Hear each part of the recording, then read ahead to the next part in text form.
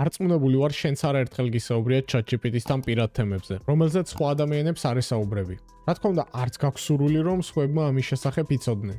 შენ ხომ შეგიძლია GPT-თან ნებისმიერ პირადულ თემაზე ისაუბრო, ან შავ თემებზე, წყალებს შავ საქმეებზე და მიიღო მისგან საუკეთესო რჩევები. ნუ თუ ეს ინფორმაცია მართლა შენს და GPT-ს შორის რჩება. მართლა იშლება მთლიანი ჩატი, როდესაც წაშლის ხილაკს დააწვევი, ან რას მოიმოქმედებ თუ შენი და ChatGPT-ს ჩატი სახალხო გახდება. და იმ ყველა დიალოგს ყველა ნახავს. დარჩი ვიდეოს ბოლომდე, რადგან ამ ვიდეოში ამ ყველა თემას დეტალურად ჩავშლით. და ასევე ვისაუბრებთ იმაზე, თუ როგორ ავირიდოთ ეს ყველაფერი თავიდან და როგორ დავრჩეთ ანონიმურები. ChatGPT ეს არის ხელოვნური ინტელექტი, რომელიც გეხმარება ფაქტობრივად ყველაფერში. შეუძლია მოგცეს რჩევები, დაგეხმაროს ამოცანის ამოხსნაში, პროგრამირებაში და ასე შემდეგ. ერთი სიტყვით, გაგიმარტივოს ცხოვრება. დღესდღეობით უამრავი ადამიანი იყენებს ChatGPT-ს, შეიძლება ეს იყოს უბრალოდ საქმიანი დიალოგი ბოტთან, სადაც ეუბნები, რომ შენს მაგივრად გადაჭრას პრობლემა, ან უბრალოდ საუბარი შენს გრძნობებზე, განზრახვაზე და ფიქრებზე. ეს არის სისტემა, რომელიც ვითარდება ადამიანის მიერ მოცემული ინფორმაციებით. სწავლობს დღითი დღე უფრო მეტს და ერგება პერსონალურად მომხმარებლებს, რადგან მაქსიმალურად სწრაფად და მარტივად მიხვდეს მომავალში, რა გჭირდება ან რის თქმას ცდილობ. განსაზღვრო შენი ემოციური მდგომარეობა და გაგრძნობინოს თავი მაქსიმალურად კომფორტულად. მაგრამ ამის ხარჯზე ის აგროვებს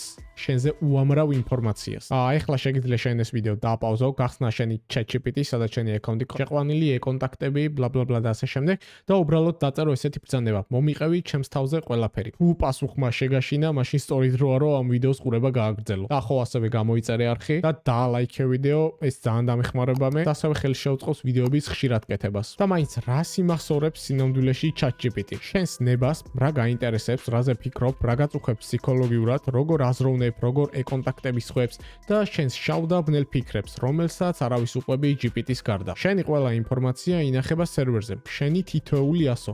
ასევე ინახება შენი ხმის ტემბრი, რათა მოდელი კიდევ უფრო დაიხვეწოს. წარმოიდგინე სცენარი, სადაც GPT-ს უყვები შენი ახალი სტარტაპ აპლიკაციის იდეის შესახებ, რადგან მისგან მიიღო რჩევები, გაგიანალიზოს რისკები, დემოგრაფია და ნუ ასე შემდეგ. და რამდენიმე თვის შემდეგ იგივე იდეის, ასე ვთქვათ, აპლიკაციას ან სტარტაპს ხდები App Store-ზე. ან Play Store-ზე. შენს მიერ შეყვანილ ტექსტს წვდომა ჰქონდა არა მხოლოდ AI-ს, არამედ OpenAI-ს ადამიანურ პერსონალს. და რაც ყველაზე საყურადღებოა, ეს ყველაფერი დაშვებულია წესებსა და პირობებში, რომლებსაც დაითანხმე. ნუ დიდი ალბათობით წავუკითხავთ. 2023 წელს მოხდა ესეთი შემთხვევა, როცა ChatGPT-ის ინფორმაციამ გაჟონა. ChatGPT-ის ბაგმა გამოიწვია ის, რომ ზოგი მომხმარებელი ხედავდა სხვის ჩატებს. შეიძლება ეს ყოფილიყო შენი პირადი ინფორმაცია, საიდუმლო, ინტიმური დიალოგი და ასე შემდეგ. რა თქმა უნდა, ეს ყველაფერი სწრაფად აღმოიფრვა და დაიფარა, მაგრამ რჩება კითხვები, რამდენია იმის შანსი, რომ ეს კიდევ განმეორდეს და ვენდოთ თუ არა ისეთ კომპანიას, რომელსაც გავსი кейსი მოუვიდა. მოდი გადავიდეთ ისტორიის წაშლას და მთლიანი ინფორმაციის წაშლაზე. OpenAI ამბობს, მომხმარებლის ინფორმაცია შეიძლება გამოყენებული იქნეს სისტემის გაუმჯობესებისთვის, მაგრამ არ ამბობს, რომ ჩვენ შვლით ამ მონაცემს სრულად უსაფრთხოდ და სამუდამოდ. კომპანია ოფიციალურად ამბობს, რომ წაშლილი ინფორმაცია იშლება მხოლოდ თქვენი მხედველობიდან, თქვენი აპლიკაციიდან, სადაც რეალურად ხედავთ ამ ყველაფერს. რეალურად ის მაინც რჩება სერვერებზე და მონაცემთა ბაზაში.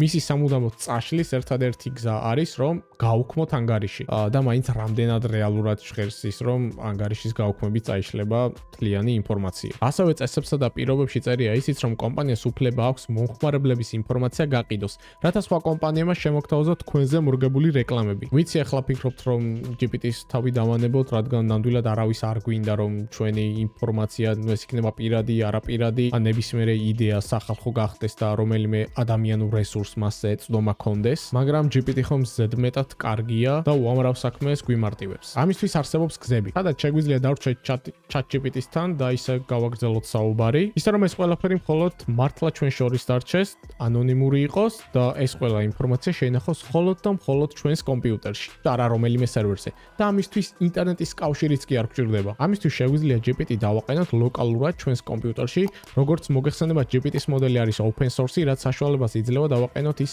ჩვენს device-ზე და ვამუშაოთ offline რეჟიმში. ამისთვის გჭირდებათ უბრალოდ კარგი კომპიუტერი და შესაბამისი მონაცემები, რადგან მთლიანი მოდელი შენს კომპიუტერში იმუშავებს. ამიტომ ჩემი რჩევა იქნება, რომ თუ შედარებით ნორმალური კომპიუტერი გაქვთ, დააყენოთ ეს ლოკალურად და მხოლოდ თქვენს კომპიუტერში ამუშაოთ, რადგან ისეთი ინფორმაცია, როგორიცაა თუნდაც თქვენი პირადი ინფორმაცია, გეგმები, მიზნები და მით უმეტეს სტარტაპ და აპლიკაციის იდეები რომელზეც ალბათ მოვალ გეგმებს ამყარებთ და ასე შემდეგ, არ ინახებოდეს რომელიღაცა კომპანიის სერვერზე და ინახებოდეს მხოლოდ თქვენს კომპიუტერში. ასე დარჩებით ბევრად უფრო ანონიმურები. ახლა დღევანდელ ვიდეოში სულ ეს იყო. თუ მოგეწონათ და ლაიქეთ, გამოიწერეთ არხი, ასევე შემოგვიერთდით Discord სერვერზე და შევხვდებით მომავალ ვიდეოში.